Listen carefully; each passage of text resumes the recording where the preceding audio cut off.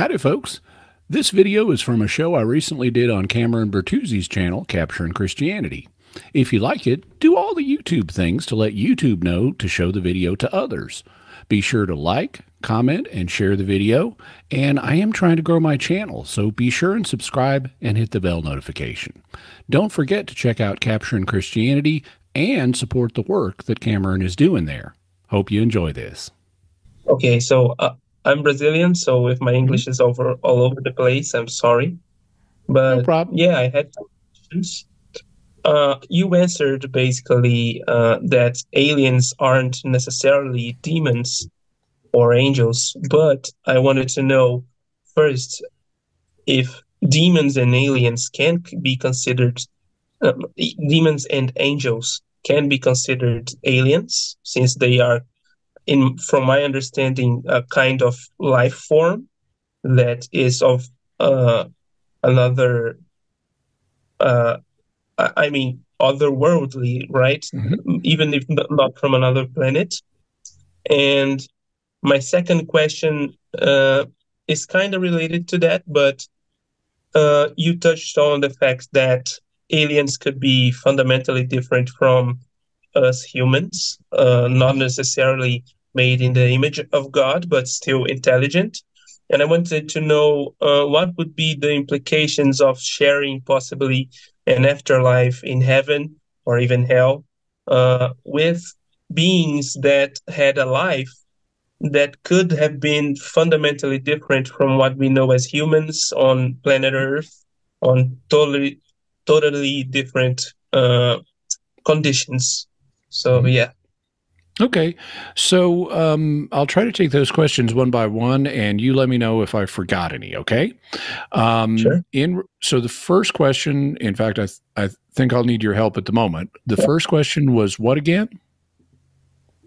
I wanted to know if angels and demons can be considered aliens. Okay. It's going to depend on how you define your terms. I mean, originally the term alien just meant foreign. So, from a Brazilian perspective, I'm an alien. And from an American, Norte Americano perspective, you're an alien. We're both foreigners. We're from different countries. It then came to be applied to someone that was foreign to this earth. And a synonym of extraterrestrial was also proposed for it, meaning extra is Latin for outside of. And so an extraterrestrial is someone who's out from outside of Earth. And well, okay, angels and demons would fit that definition. So you could consider them extraterrestrial or alien in that sense. They're not from the earth, so they're foreign to it, and they're from outside of it.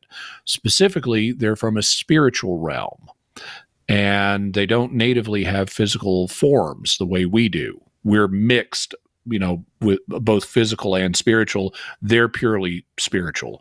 So it could, even though you can use terms like alien and extraterrestrial to refer to them, they're not the only terms you could use, and using those terms could cause a little bit of confusion, because when most people hear about aliens or extraterrestrials, they tend to think physical ones, things that natively have bodies the way we do. Another term you could consider using for aliens, for angels and demons, is interdimensionals, because they're from a spiritual realm that doesn't function the way our material universe does. And that would be another dimension of some kind. At least you could call it another dimension. And so you could think about angels and demons as interdimensionals rather than extraterrestrials. On the other hand, there could be other physical dimensions. In fact, a lot of physicists these days think there are other physical dimensions. And so I tend to just keep the classical terms alien and demon so that they don't get confused with like physical beings from another dimension or from another planet. But you can use the terms in these ways. We just need to be careful when we're talking to people about here's the exact way I'm using this term in order to avoid confusion. Now, your next question was what? It was, what would be the implications, I mean, generally, of sharing possibly an afterlife with alien life forms, which are fundamentally different from humans, even if from a biological perspective, but from totally different conditions from what we are used to here on Okay. Earth. Well, so we don't know for a fact that aliens even exist, but we'll assume they do, and that they have an afterlife, and so forth. Assuming that they do exist and that they do have an afterlife, we might not have contact with them in the afterlife, because the way the Book of Revelation depicts the final state of humanity is with us living on a renovated new heavens and new earth. And you could say, okay, well, but the aliens, they may be on their renovated new Vulcan or whatever it is, but they're not here with us on the new Earth. So we might both be in the afterlife, but not have contact with each other. On the other hand, there are proposals in the history of theology that basically in the resurrection of the dead, we're going to have superpowers. You know, like we're going to be immortal. For example, we're not going to be dying, and that's a superpower. And there have been proposals that will have other superpowers. In particular, one of them is referred to as subtlety, and the technically they're not called superpowers; they're called preternatural gifts. But the preternatural gift of subtlety is basically the ability to teleport, so you can instantly be wherever you want to be. Kind of like Jesus was able to enter a locked room after his resurrection. And if we're going to be like Jesus in our resurrection, then we could potentially teleport too. And if that's the case, then even if our nearest alien neighbors are over on the new Vulcan, we could potentially teleport and learn about them and learn about their planet and their history and their interactions with God.